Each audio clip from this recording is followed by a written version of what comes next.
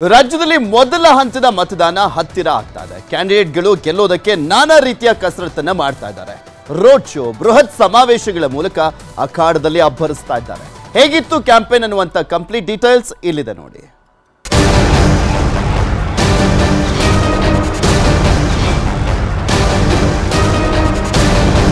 ಕುರುಕ್ಷೇತ್ರ ಕಣದಲ್ಲಿ ಮತಯಾತ್ರೆ ಜೋರಾಗಿದ್ದು ಕಾಂಗ್ರೆಸ್ ದೋಸ್ತಿ ಅಭ್ಯರ್ಥಿಗಳು ಕ್ಯಾಂಪೇನ್ ಕಹಳೆ ಮೊಳಗಿಸಿದ್ದಾರೆ. ಬಿರುಬಿಸಿಲು, ಮಳೆ, ಗಾಳಿಯನ್ನೂ ಲೆಕ್ಕಿಸದೆ ಮತದಾರರ ಮನವೊಲಿಕೆಗೆ ಕಸರತ್ತು ನಡೆಸಿದ್ದಾರೆ. ಆರೋಪ ಪ್ರತ್ಯಾರೋಪ, ಬಂಡಾಯ, ಭರವಸೆಗಳ ಮಧ್ಯೆ ಭರ್ಜರಿ ಪ್ರಚಾರ ಮಾಡುತ್ತಿದ್ದಾರೆ.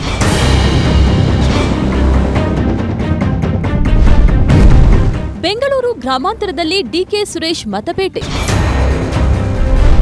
ಬೆಂಗಳೂರು ಗ್ರಾಮಾಂತರ ಅಭ್ಯರ್ಥಿ ಡಿಕೆ ಸುರೇಶ್ ಅಬ್ಬರದ ಪ್ರಚಾರ ಮಾಡಿದ್ರು. ಹೆಚ್ಚಿನ ಮತ ನೀಡಿ ಗೆಲ್ಲಿಸುವಂತೆ ಮನವಿ ಮಾಡಿ ಮತಯಾಚನೆ ಮಾಡಿದ್ರು. ಅಪ್ಪನ ಪರ ಪುತ್ರ ನಿಖಿಲ್ ಕುಮಾರಸ್ವಾಮಿ ಮತಕಹಳೆ. ಮಂಡ್ಯದ ಹಳೆ ಬೂದನೂರು ಗ್ರಾಮದಲ್ಲಿ ತಂದೆ ಕುಮಾರಸ್ವಾಮಿ ಪರ ನಿಖಿಲ್ ಭರ್ಜರಿ ಪ್ರಚಾರ ಮಾಡಿದ್ರು. ಕಾವೇರಿ ಉಳಿವಿಗಾಗಿ ಕುಮಾರಸ್ವಾಮಿ ಅವರಿಗೆ ಮತ ನೀಡಿ ಕಾಂಗ್ರೆಸ್ ಪಕ್ಷ ಅಧಿಕಾರಕ್ಕೆ ಬಂದ್ರೆ ಬರಗಾಲ ಫಿಕ್ಸ್ ಅಂತ ಕಿಡಿಕಾರಿದ್ದಾರೆ. ಯಾವಾಗ ಈ ರಾಜ್ಯದಲ್ಲಿ ಕಾಂಗ್ರೆಸ್ ಪಕ್ಷ ಆಡಳಿತಕ್ಕೆ ಬರುತ್ತೋ ಅವಾಗೆಲ್ಲ ಪ್ರಾರಂಭ ಆಗ್ತದೆ ಬರಗಾಲ. ಬಹುಶಃ ಇದು ಕಾಂಗ್ರೆಸ್ ಪಕ್ಷದ ಕಾಲ್ಗುಣವೇನೋ ಗೊತ್ತಿಲ್ಲ. ಪುತ್ರಿ ಸೌಮ್ಯ ರೆಡ್ಡಿ ಪರ ತಾಯಿ ಪ್ರಚಾರ.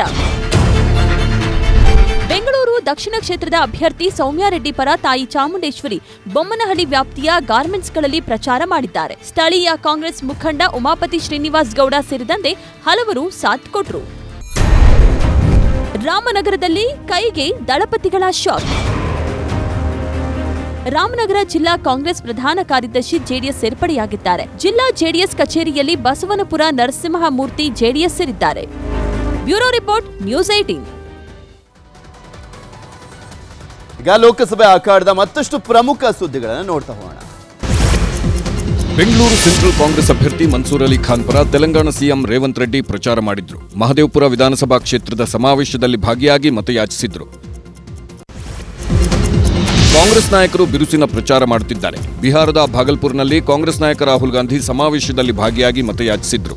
ಕಾಂಗ್ರೆಸ್ ಗ್ಯಾರಂಟಿ ಹೊಗಳಿ ಬಿಜೆಪಿ ವಿರುದ್ಧ ವಾಗ್ದಾಳಿ ನಡೆಸಿದ್ರು. ಕೇರಳದ ಪಟ್ಟಣಂತಿಟ್ಟದಲ್ಲಿ ಪ್ರಿಯಾಂಕಾ ಗಾಂಧಿ ಕೈ ಅಭ್ಯರ್ಥಿ ಪರ ಅಬ್ಬರದ ಪ್ರಚಾರ ಮಾಡಿದ್ರು. ಬಿಜೆಪಿ ವಿರುದ್ಧ ಆಕ್ರೋಶ ಹೊರಹಾಕಿದ್ರು.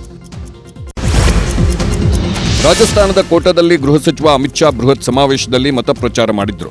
ಕಾಂಗ್ರೆಸ್ನವರದ್ದು ಸುಳ್ಳು ಹೇಳೋದೇ ದೊಡ್ಡ ಕೆಲಸ ಅಂತ ಕಿಡಿಕಾರಿದ್ರು. ಕೇರಳದಲ್ಲಿ ಪ್ರಧಾನಿ ಮೋದಿಗೆ ಈಜವ ಸಮುದಾಯ ಪ್ರತಿನಿಧಿಸುವ ಎಸ್ಎನ್ಡಿಪಿ ಸಂಘಟನೆ ಬೆಂಬಲ ಸಿಕ್ಕಿದೆ.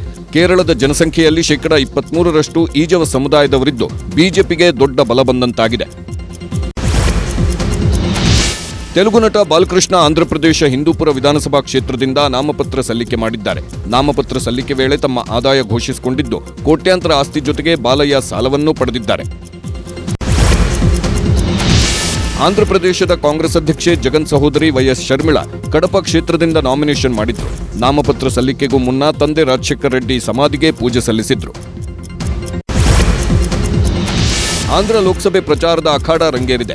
ಅನಕಪಲ್ಲಿಯಲ್ಲಿ ಜಗನ್ಮೋಹನ್ ರೆಡ್ಡಿ ರೋಡ್ ಶೋ ಮೂಲಕ ಮತಯಾಚಿಸಿದ್ರು.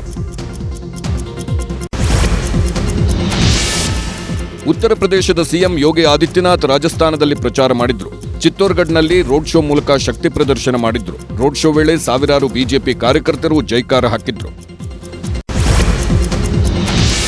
ಉತ್ತರ ಪ್ರದೇಶದ ಕಾನ್ಪುರದಲ್ಲಿ ಸಮಾಜವಾದಿ ಪಕ್ಷದ ಶಾಸಕ ಅಮಿತಾಬ್ ವಾಜಪೇಯಿ ಹೈಡ್ರಾಮಾ ಸೃಷ್ಟಿಸಿದ್ದಾರೆ. ಪೊಲೀಸರು ಅರೆಸ್ಟ್ ಮಾಡಲು ಮುಂದಾದಾಗ ಹನುಮಾನ್ ದೇಗುಲದಲ್ಲಿ ಸಾಷ್ಟಾಂಗ ನಮಸ್ಕಾರ ಮಾಡಿದ್ದಾರೆ. ಸರ್ಕಾರಿ ಕೆಲಸಕ್ಕೆ ಅಡ್ಡಿಪಡಿಸಿದ ವಿಚಾರಕ್ಕೆ ಅಮಿತಾಬ್ ವಿರುದ್ಧ ಕೇಸ್ ದಾಖಲಿಸಿದ್ದಾರೆ. ಕನ್ನಡಿಗರ ಮೆಚ್ಚಿನ ನಿಮ್ಮ ನ್ಯೂಸ್ 18 ಕನ್ನಡ ಈಗ ವಾಟ್ಸ್ಆಪ್ನಲ್ಲಿಯೂ ಲಭ್ಯ. ಕರ್ನಾಟಕ ಮತ್ತು ದೇಶ ವಿದೇಶದ 360 ಡಿಗ್ರಿ ಸುದ್ದಿ ವಿವರವನ್ನ ನೀವು ನಿಮ್ಮ ಕೈ ಬೆರಳುಗಳಲ್ಲಿಯೇ ಪಡೆಯೋದಿಕ್ಕೆ ಈ QR ಕೋಡ್ ಅನ್ನು ಸ್ಕ್ಯಾನ್ ಮಾಡಿ. ನಮ್ಮ ಚಾನೆಲ್ ಅನ್ನು ಫಾಲೋ ಮಾಡಿ, ನೋಟಿಫಿಕೇಶನ್ ಆನ್ ಮಾಡಿ.